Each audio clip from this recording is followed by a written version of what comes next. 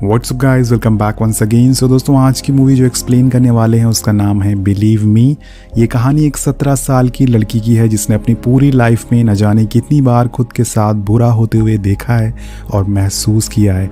लेकिन इससे भी बुरी चीज़ तब होती है जब उसका परिवार उसका साथ नहीं देता, उस पर बिलीव नहीं करता, और यही वजह है इस कहानी का नाम होना बिलीव मी। तो आप समझ गए होंगे। तो चलिए कहानी की शुरुआत करते हैं। मूवी की शुरुआत में हम फ्लोरिडा शहर के एक छोटे से कैफ़े को देखते हैं जहाँ पर लीज़ा नाम की लड़की काम करती है। लीज़ा वहाँ के आने वाले सभी कस्टमर से बहुत ही अच्छे से बातें करती है और ये सब देखकर उसके बॉस भी बहुत ही खुश होते हैं। और यही वजह होती है कि जब उसने अपना प्रमोशन मांगा तो उसके बॉस ने ज़्यादा समय ना लेते हुए उसे सामने वाले काउंटर पर प्रमोट कर दिया।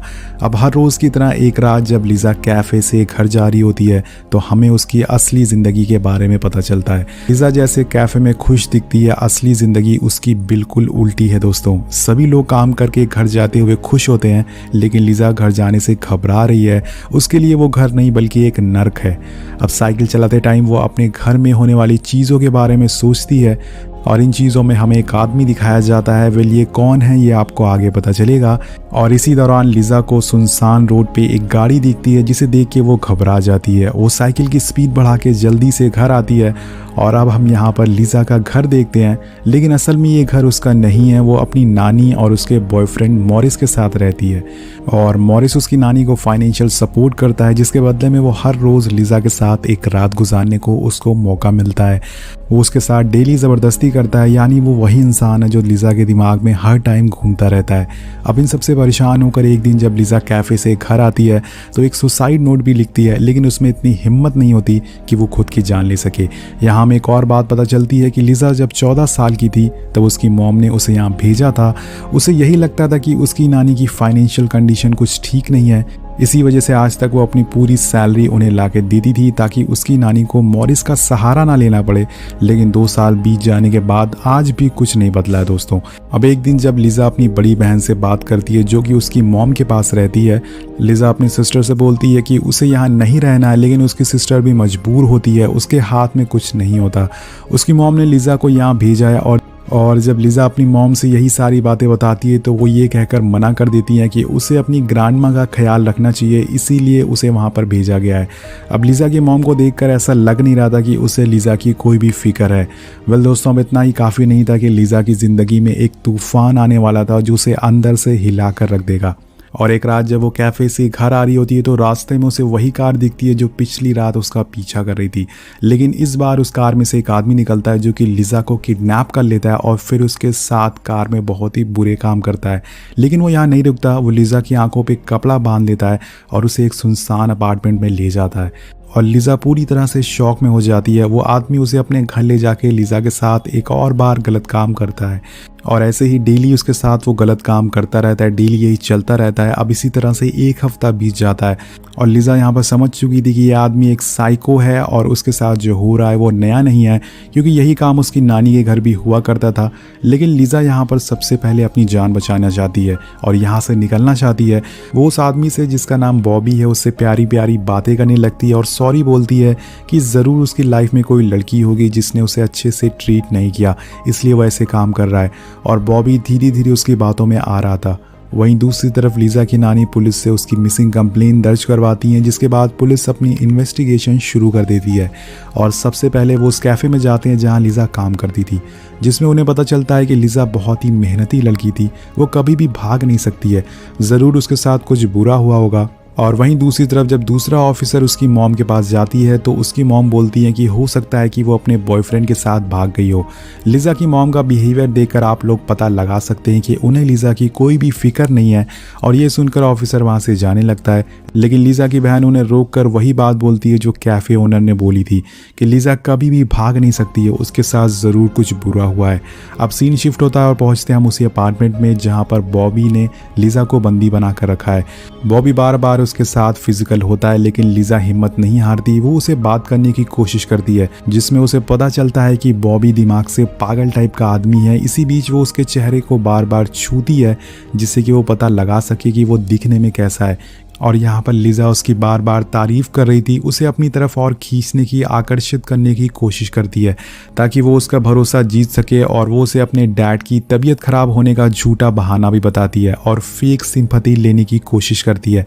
वो ऐसा इसलिए कर रही थी ताकि बॉबी को उस पर थोड़ा तरस आ जाए और वो उसे छोड़ दे, लेकिन बॉबी उसके साथ पूरे 24 घंटे रहता था। अब लिजा बाथरूम जाने के बहाना बनाती है और वहाँ पे अपनी मौजूदगी के कुछ सबूत छोड़ देती है। वो मिरर पर अपने कुछ फिंगरप्रिंट लगा देती है और अपने कुछ बालों को तोड़कर वहीं फेंक देती है। और वो ये सब कर ही रही होती है कि बॉबी को पता चल जाता है कि उसने बाथरूम को लॉक किया है। वो अचानक से गेट खोल के अंदर आता है, लेकिन लिजा फिर से नॉर्मल हो जाती है। और एक रात जब बॉबी सो रहा था तो लिजा धीरे से उठ के एक कॉल लगाती है, क्योंकि उसे आइडिया हो गया था कि इस घर में एक फ़ोन मौजूद है।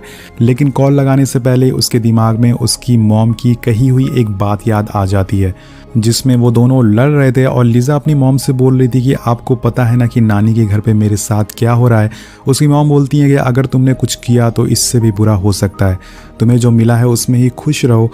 और ये सब सोचने के बावजूद वो उन्हें कॉल लगाने वाली होती है, पर तभी अचानक से वो इंसान जाग जाता है और लिजा को पकड़ लेता है। बॉबी उससे बोलता है कि तुम बहुत चालाक बन रही हो, और अब वो उसे जान से मारने की कोशिश करता है, लेकिन लिजा बोलती है कि वो अपने बीमार डैड की तबीयत पूछने के लिए उन्हें कॉल कर रही थी। ये बोलने के बाद वो इमोशनल हो जाती है, जिससे बॉबी उसकी बातों में आ जाता है और उसे छोड़ देता है। ऐसी हालत में लिजा को सिर्फ बहन की कही हुई बात याद आ रही थी, जिसमें उसने कहा था कि लाइफ में कुछ भी हो जाए तुम कभी भी गिव अप मत करना।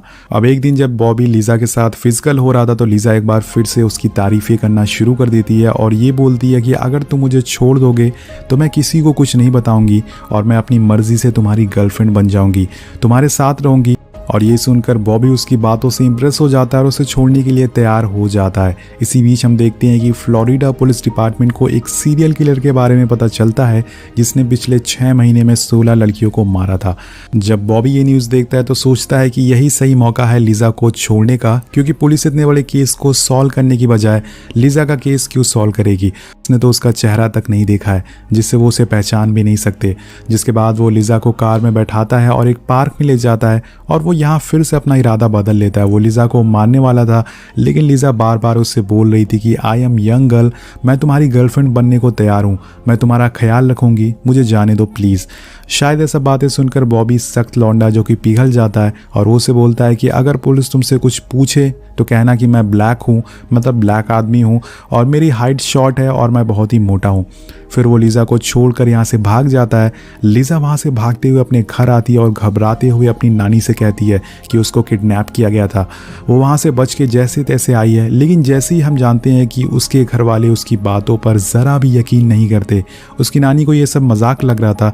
अब उसकी नानी इंस्पेक्टर लोपेस को बताती है कि लिजा घर आ गई है, लेकिन लोपेस को उसकी कहानी पे यकीन नहीं था। वो लिजा से सुनना चाहती थी कि उसके साथ क्या हुआ है। लिजा उन्हें सब कुछ बताती है जो भी उसके साथ हुआ है, लेकिन दोस्तों यहाँ पर कोई भी उसकी बातों पर यकीन नहीं कर रहा था। उनका कहना था कि अगर उसके साथ गलत काम किया गया है तो उसके शरीर पे एक भी निशान क्यों नहीं है, और अगर उसके हाथ खुले थे तो उसने हाथ पैर क्यों नहीं चलाए। लिजा उनसे कहती है कि वो आदमी पूरा पागल था और उसके पास एक बंदूक थी जिससे वो मुझे बार बार डरा रहा था, और यही वजह थी कि मैंने उसकी कही हुई सारी बातों को माना। लेकिन ये सब जानने के बाद भी उन पुलिस ऑफिसर को लग रहा था कि वो ये सब मीडिया अटेंशन पाने के लिए कर रही है। वेल, क्या बात है। वहाँ पर 2 लेडी ऑफिसर को ये तक लगने लगा था कि वो ज़्यादा टीवी देखती है, जिस वजह से वो ये सब कहानियाँ उन्हें बता रही है। लेकिन शायद इस बार लीजा की किस्मत अच्छी होती है, क्योंकि उस समय स्टेशन में एक डिटेक्टिव की टीम मौजूद थी जो कि उसी सीरियल किलर को ढूंढने में लगी थी, जिसने पिछले 6 महीने में कई लड़कियों को जान से मारा था। जब वो लेडी ऑफिसर को कुछ समझ नहीं आता तो वो डिटेक्टिव लैरी से मदद मांगती है, और डिटेक्टिव लीजा के रूम में पहुंचते हैं जहां वो चुपचाप उदास होकर बैठी थी। वो किसी से बात करना नहीं चाहती थी, लेकिन लैरी उसे अपनी जेब से अपनी बेटी की फ़ोटो दिखाते हैं, जिससे कि लीजा को उसे थोड़ा अपनापन लग सके। इसके और लैरी उससे बोलते हैं कि तुमने जो भी देखा, तुम्हारे साथ जो भी हुआ है, मुझे एक एक करके आराम से बताओ। और लीजा उन्हें सारी डिटेल को बताना चालू कर देती है, जैसे कि बॉबी के पास एक ब्लैक कलर की कार है जिस पे रेड कवर लगा हुआ था। उसके घर में टोटल 22 सीढ़ियाँ थी। उसकी कार के डैशबोर्ड पे मैग्नम लिखा हुआ था। इसके बाद वो बोलती है कि वो आदमी गोरा है, लेफ्ट हैंडेड है और उसके पास एक बंदूक भी है। अब ये सब जानने के बाद लैरी को कंफर्म हो जाता है कि ये कोई मामूली जानकारी नहीं है। वो फ़ौरन अपने लोगों से कह के इन्वेस्टिगेशन चालू करने को कहते हैं। लैरी कुछ चीज़ों को कंफर्म करने के लिए लीज़ा के घर पे फ़ोन करते हैं और उस फ़ोन को मॉरिस उठाता है, जो कि उसके बाप का रोल अदा कर रहा था। वो बाप बनकर उसका बात कर रहा था। लैरी सोचता है कि उसके डैड कितने लापरवाह किस्म के इंसान हैं और उसके डैड ऐसे क्यों हैं, इसके बारे में वो लीज़ा से पूछता है। अब लीज़ा दोस्तों आखिरकार थक हार कर मॉरिस की सच्चाई भी उन्हें बता देती है। फ़ौरन उसकी नानी के घर जाते हैं और मॉरिस को गिरफ्तार कर लेते हैं। आगे हम देखते हैं कि लैरी और उसकी टीम अब इस केस को लेके और ज़्यादा सीरियस हो जाते हैं। उन्हें लगता है कि लीज़ा के साथ ये काम उसी ने किया है जो सीरियल किलर को वो ढूंढ रहे हैं, और इसे कंफर्म करने के लिए वो लीज़ा के कपड़े फॉरेंसिक में भेजते हैं। और जब रिपोर्ट आती है तो उन्हें कंफर्म हो जाता है कि ये वही किलर है, क्योंकि लीज़ा के कपड़ों से वही निशान मिले थे जो कि सारे विक्टिम से मिले थे। अब लैरी को पूरा यकीन हो गया था कि ये वही आदमी है जिसे वो सालों से ढूंढ रहे हैं। वो फ़ौरन लीज़ा को लेके उसी जगह जाते हैं जहाँ बॉबी उसे छोड़कर भागा था। लीज़ा वहाँ लैरी की कार में बैठती है और आंखें बंद करके वही सब रिवाइंड करती है जो उसने उस दिन महसूस किया था। और लीज़ा उन्हें लेके गैस स्टेशन जाती है जहाँ बॉबी ने कार में गैस भरवाई थी। जिसके बाद पुलिस उस गैस स्टेशन के कैमरा को चेक करती है और तभी उन्हें एक बहुत ही बड़ा सबूत मिल जाता है। कैमरा में दोस्तों उन्हें वही आदमी दिखता है जिसका लीज़ा ने स्केच बनवाया था, और अब उस आदमी के पोस्टर बनवाए जाते हैं और हर गली नुक्कड़ पर लगा दिए जाते हैं। पुलिस उसे ट्रैक करना शुरू कर देती है और कुछ दिन बाद फाइनली एक ऑफिसर को बॉबी दिख जाता है। वो बॉबी के पास जाता है और कहता है कि सर, हमारे पास एक चोरी की रिपोर्ट आई है और हमें आपकी कार की फ़ोटो लेनी पड़ेगी।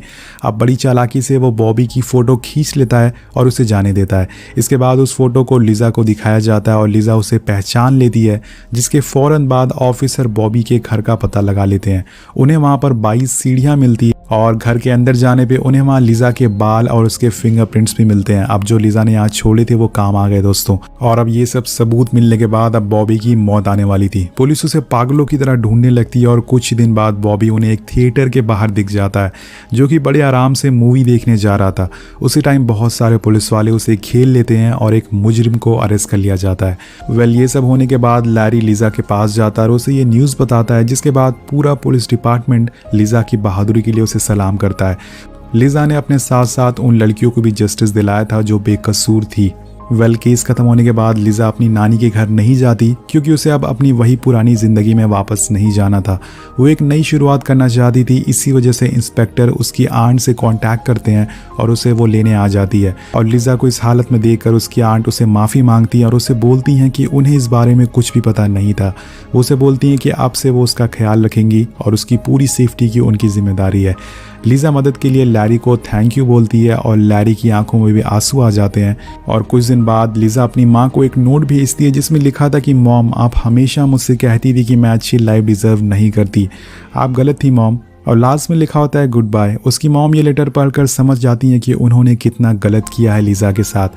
अब लीज़ा की छोटी बहन भी उसके पास थी और दोनों एक नए सफ़र पर, एक नई शुरुआत पर निकल चुकी थी।